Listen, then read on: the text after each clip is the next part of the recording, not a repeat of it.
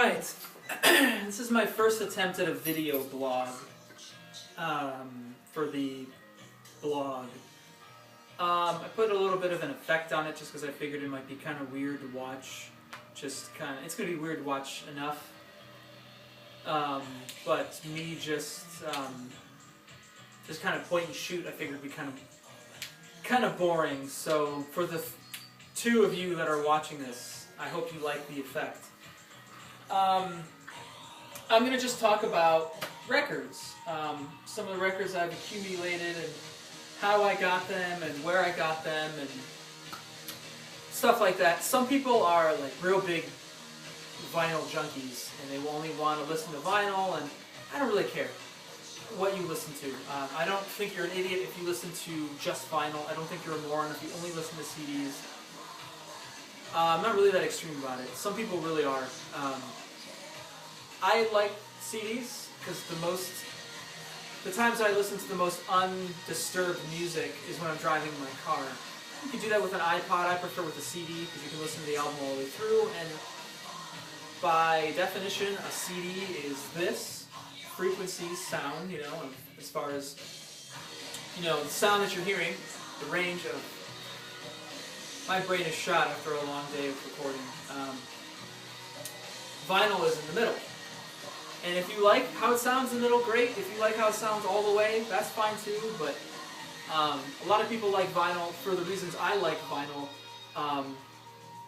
For the story, for the artwork, for the collection, for holding something in your hand and seeing the artwork a little bit bigger. Nowadays, CDs aren't really made. I don't mean CDs. Music isn't made these days to cater to that. No one's really making a record to put it on, one act on one side and another act on the other side. They're just kind of making songs and just trying to make it. And no one's really putting the time into album artwork, so MP3s kind of just make sense for this generation right now, I think.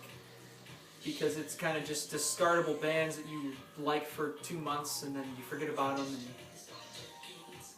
But anyway, these are some records. The first album is by this band that I don't know the name of.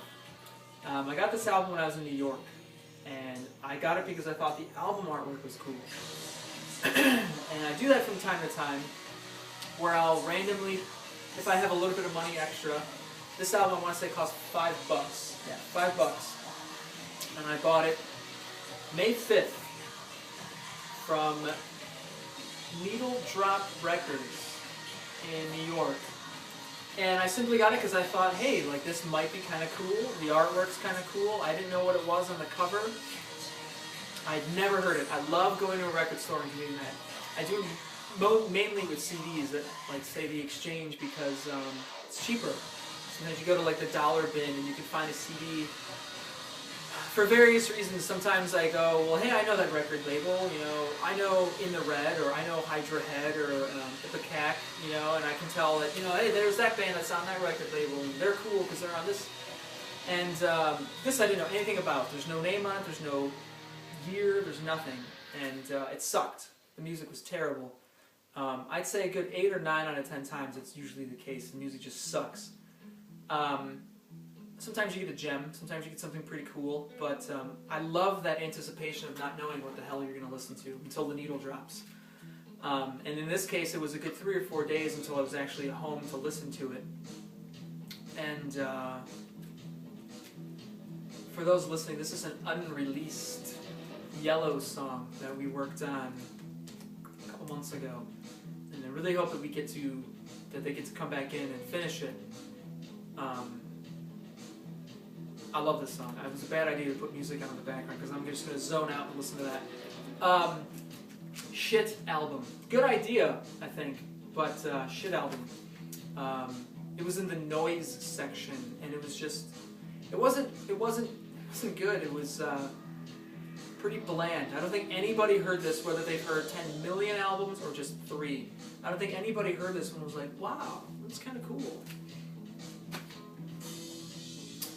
This, on the other hand, was one I bought in Chicago for the same reasons. I thought the album art was awesome, and I went on the back of it, and it was even cooler because it explained all the album instruments.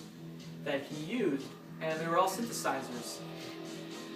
And anybody that knows me knows I love my synthesizers, and it was split into acts. It was Oxygen Part 1, Part 2, Part 3 on one side, and then it continued on the other. And they all flowed as one cohesive song, except they all still sort of stood on their own. And it was really cool because I saw it and I was like, well, hey, the album artwork looks cool. This guy kind of looks kind of cool, you know. Kind of had a similar style to me, I guess, at the time.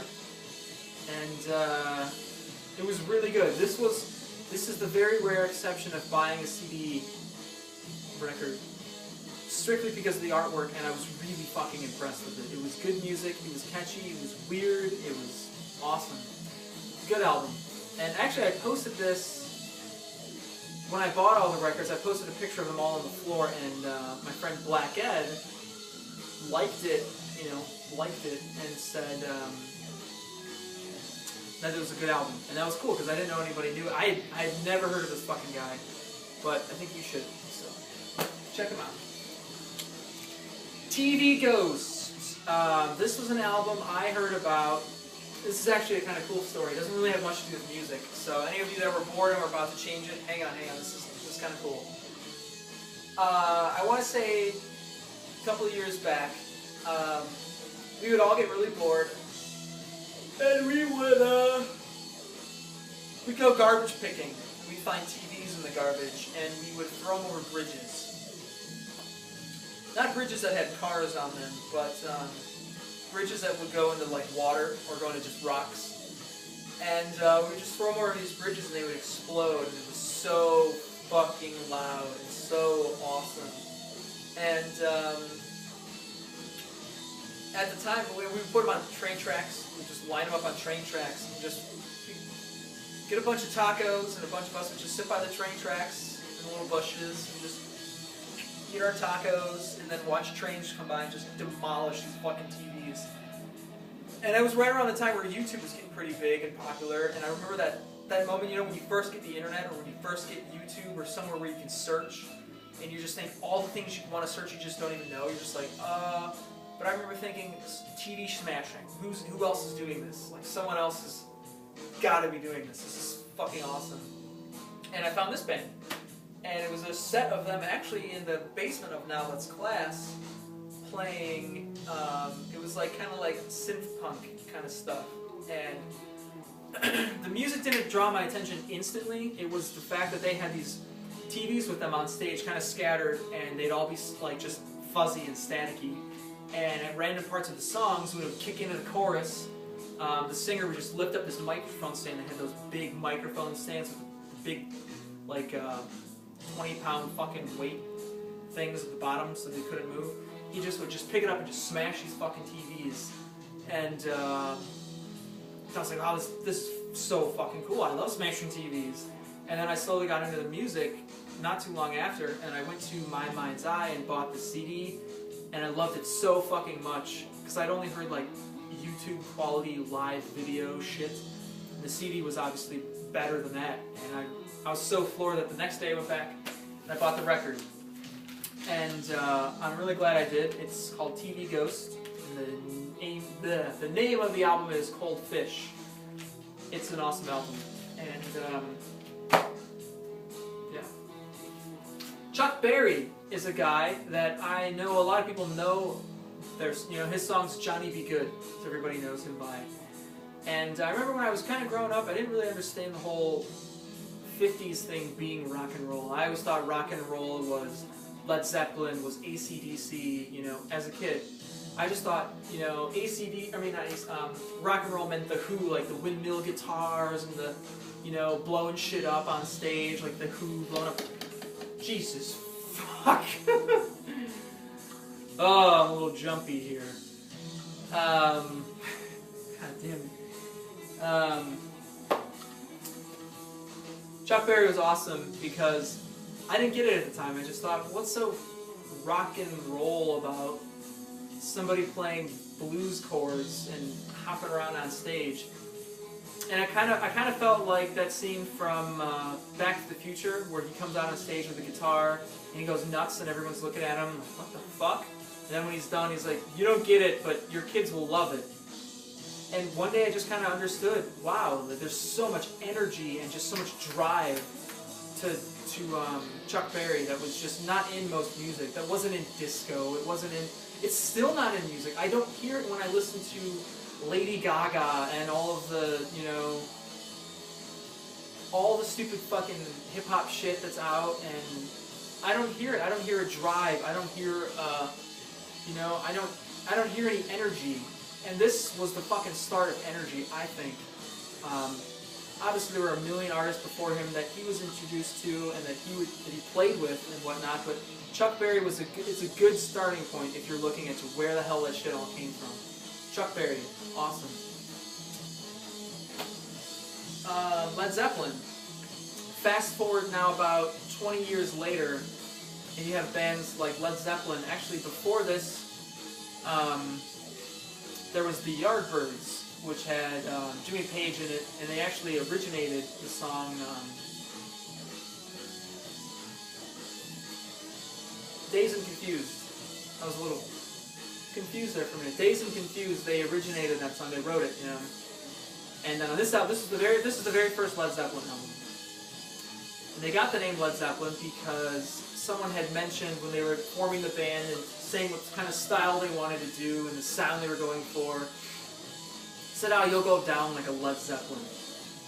And Robert Plant and Jimmy Page were like, "Yeah, I like that. Yeah, let's keep that name, Led Zeppelin." So they kept it, and obviously did not go down as a Led Zeppelin. They went down into fucking history. This was the first album, it was 1969, and it's kind of cool because the very first track, Good Times, Bad Times, was what they came back to when they did their reunion show in 2002 in London. They came back with the very first song off the very first album, and it had just as much energy, you know, that's the dun dun dun dun. It had just as much energy in 2002, and the crowd reaction, I wasn't there obviously, but the crowd reaction was just as energetic and just as pumped as their very first song of their very first album, and I thought that was really fucking cool. Next album is Alice Cooper, Welcome to My Nightmare. This was the album I wasn't really allowed to listen to. My older brother borrowed this exact record from my dad all the time, and I would hear it through the walls, and I would say, "What are you listening to? What are you?" Nothing. My older brother is 6 years older than me, so at the time, and he was allowed to listen to that kind of stuff, and I remember going in his room when he would leave, and I'd see the album, and I didn't know how to work a record player, and I saw all these bugs on it, and I saw this guy with this long, girly hair, and he's dressed so nice, but the music sounded so mean and dark and spooky. And especially the track Steven, and my older brother's name is Steve, and it was just a real spooky album that became one of my favorites just for nostalgic reasons. And then when I got like actually into music, I realized it's actually really well written and really cool shit. Don't really care for much of his other albums at all. And then this actually ended up being my very first concert. My dad took me to, I was like 8, and he took me to see them at Nautica. He's like, "Don't tell your mother that you took me here." And then the next day, like, "Mom, I saw Alice Cooper, what's a guillotine?" She's like, "What?" But really cool album. To this day, I still listen to this album today, to the day. This album was bought by mistake. Mike Garrison? Yeah, Michael Garrison. I was on a huge kick of David Bowie. When I first really started getting into David Bowie, his piano player, his pianist, Michael Garson.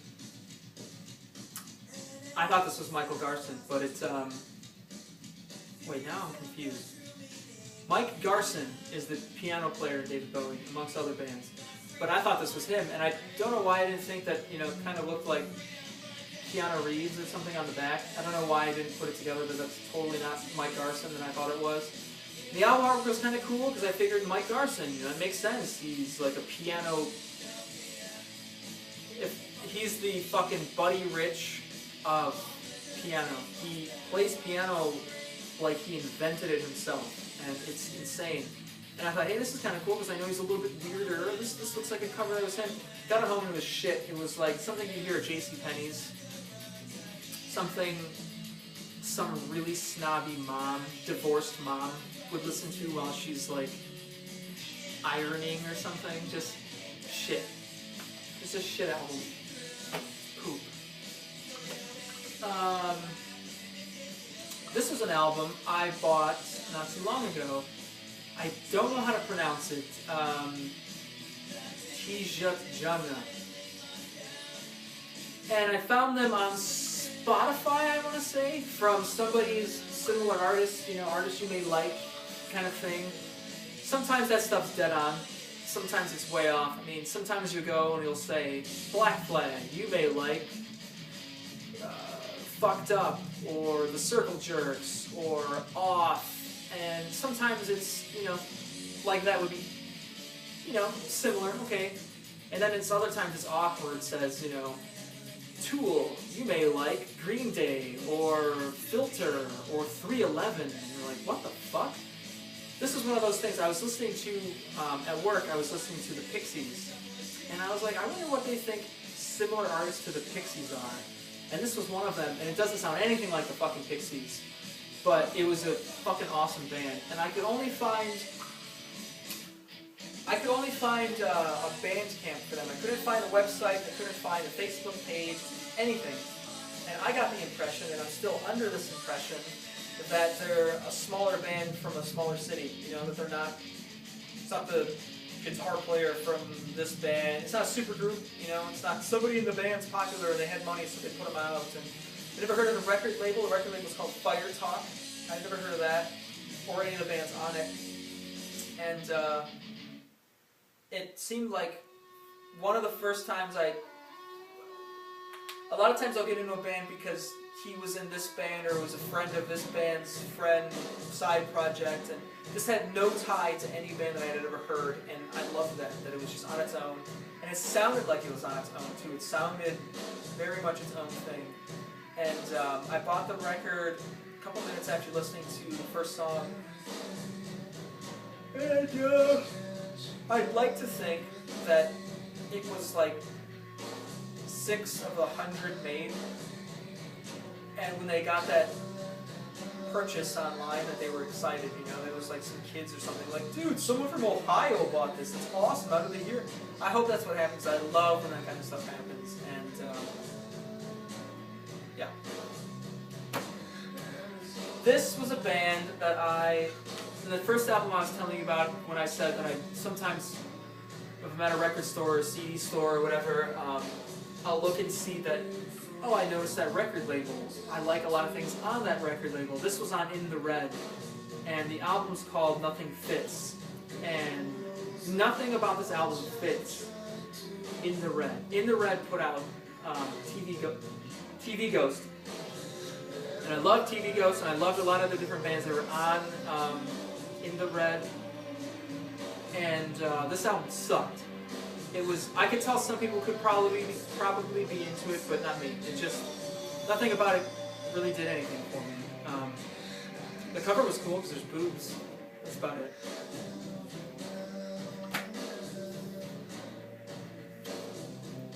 Physical Graffiti by Led Zeppelin. This album is by far, I consider this to be Led Zeppelin in their prime. Everyone knows of when you go to see a movie, and, you know, say the movie's 2 hours long, you know, it starts off, most movies start off relatively slow, and then they kind of pick up, and then they progress, and then there's that, like, you know, climax of the movie. This whole album is a fucking climax. This whole album is an orgasm. This whole, it's like the money shot, like, just the whole time. Just, if this was a porn, there would just be ejaculating the whole time. From the first song to the last song, it was just pure energy, pure inspiration. You could tell that this is when the band was just really, really on fire. 1975, literally halfway, like at their halfway point. They started in 68, 69-ish, and they ended in 80.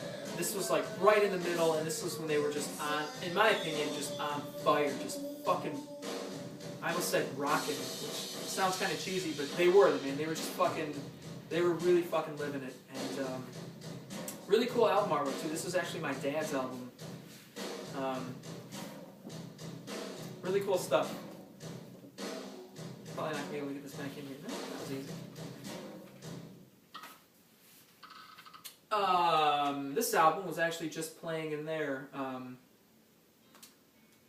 What you were hearing was a song called Home. And it was an unreleased, well, it was released on their Japanese issue of this album. Anyways, this is Nine Inch Nails with Teeth. This was in 2005. This was the last thing that Trent Reznor did with Nine Inch Nails that was cool. That was even worth really listening to. I feel like I could have slipped into a coma after this album came out and after this tour, which I saw many shows of this tour. I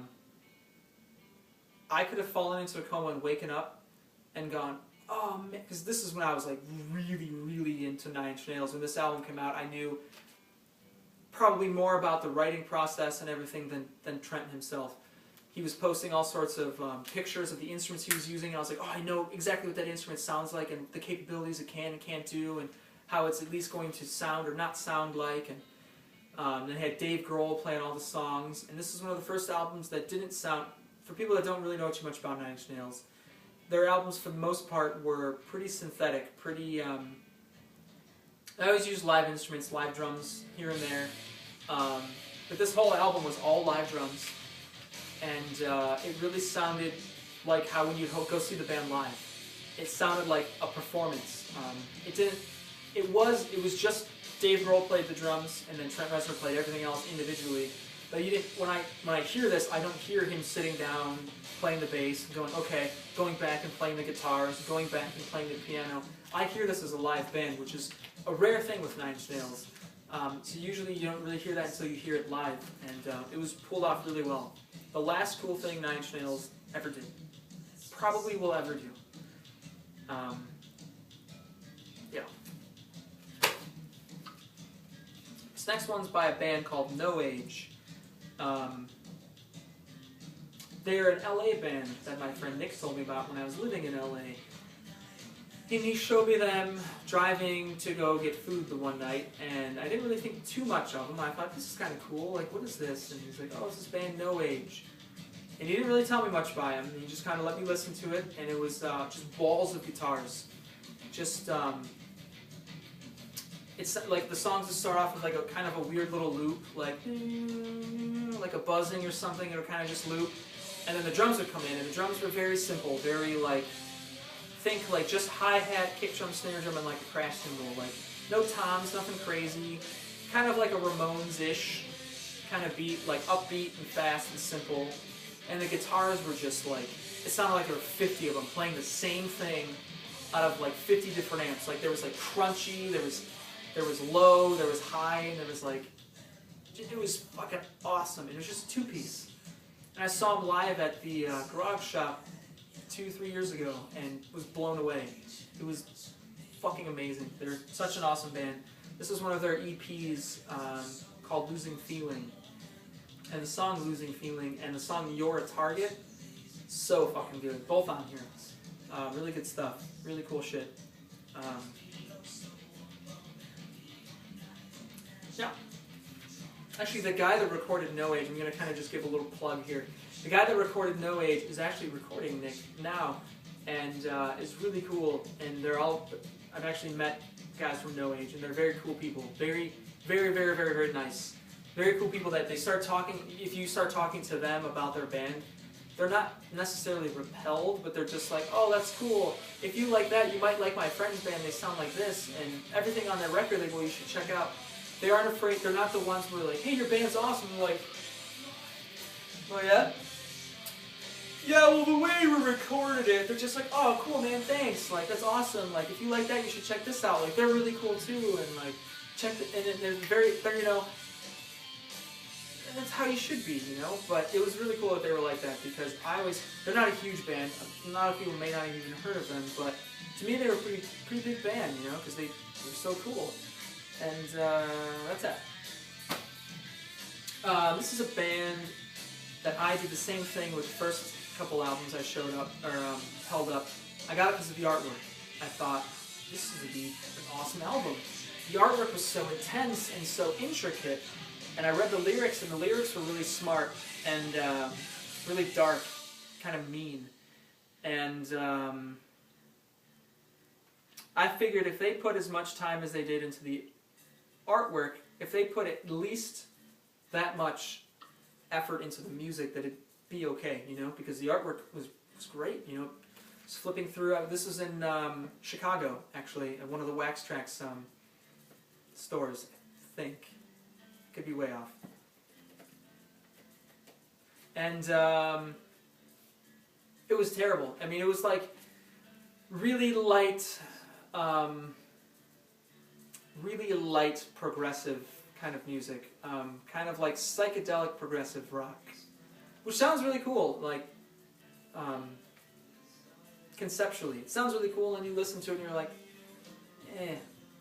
I actually might give this another listen sometime, because I don't remember hating it necessarily, but I don't remember being as blown away by the music as I was the art. And that's that. The next one is CCR. Everybody's heard of CCR. Everybody watching this, at least. Susie Q, Down by the River, what the fuck is the song everybody knows from Forrest Gump? I'm actually going to cheat and look at the back. Fortunate Son.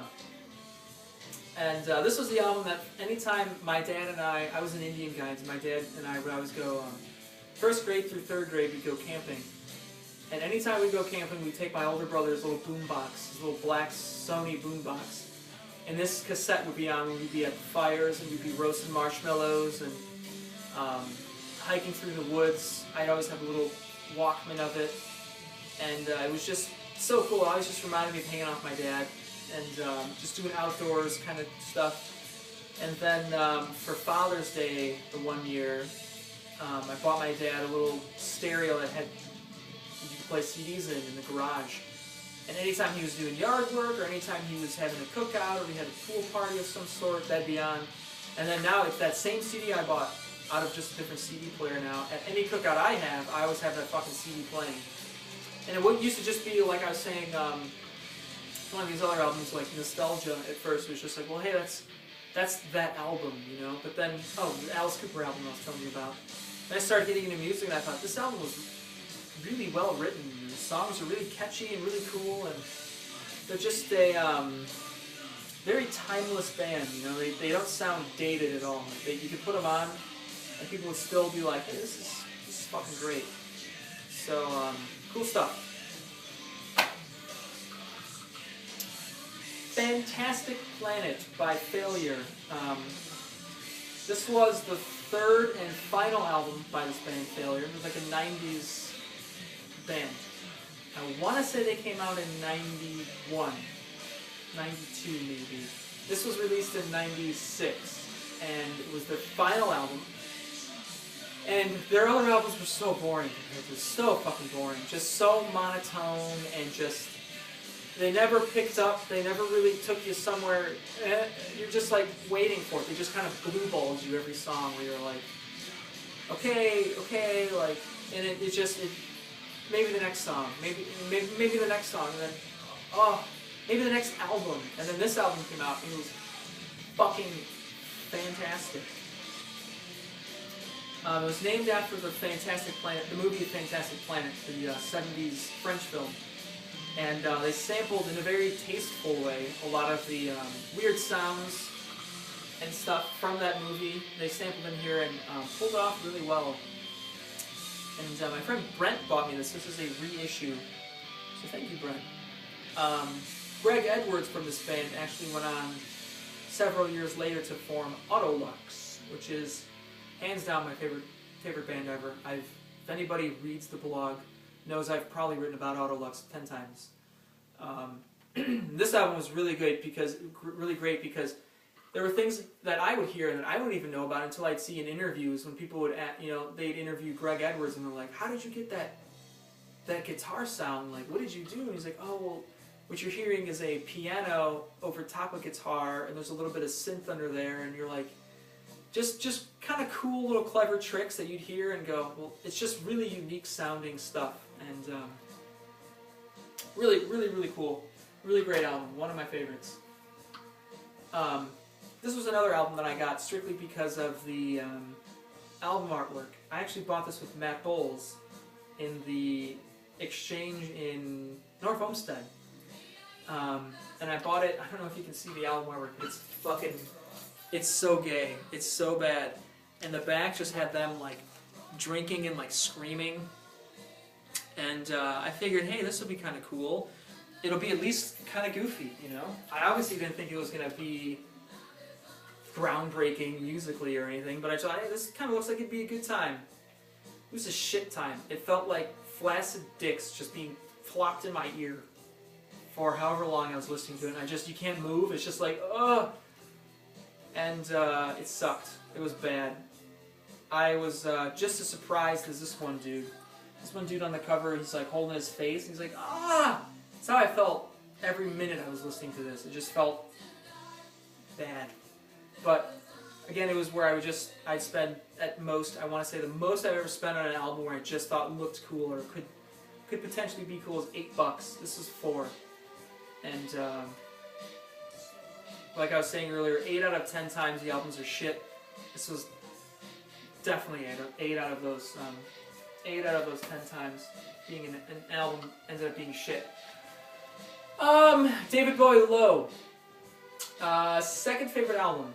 First favorite album is not in here, but this is my second favorite album ever. This is when I was kind of leading into this little vlog or video entry. I was explaining why records can sometimes be really cool, and it's because sometimes they have a first act, flip the disc over, and there's another act. That's how this album was written. The first side has all songs and has, lyrics and singing and a little bit more song-based. Then you flip it over, and it's all instrumental, a little bit weirder songs. And this was in David Bowie's Berlin era. He wrote this one. He wrote this one, and then Heroes, and then Lodger. And that was his Berlin trilogy. It was hands down like my favorite era of David Bowie. Just really didn't sound anything like his other stuff. People had heard Ziggy Stardust, heard this, and they were like, "What are you doing? Where's Ziggy Stardust Part 2? Where's And it took balls to do because he never catered to his fans, and I think that that's so cool. I mean, that's something that a lot of artists do nowadays, but that's something I personally think David Bowie coined, where people would say, "Oh, that's so great, that's so great." And he didn't do it to piss people off. He didn't do it, he was kind of like the opposite of a chameleon. And I don't, maybe it was just a fucking gimmick that he did that, "Oh, you guys want to see me in red? Well, how about I wear black?" Maybe he was doing it on purpose, but it really seemed natural for him because these albums all sounded like he was really fucking sucked into what he was writing and playing, and it was great. And this album cover is actually a, not the orange background, but this picture of him is actually a picture of him in the movie The Man Who Fell to Earth, which is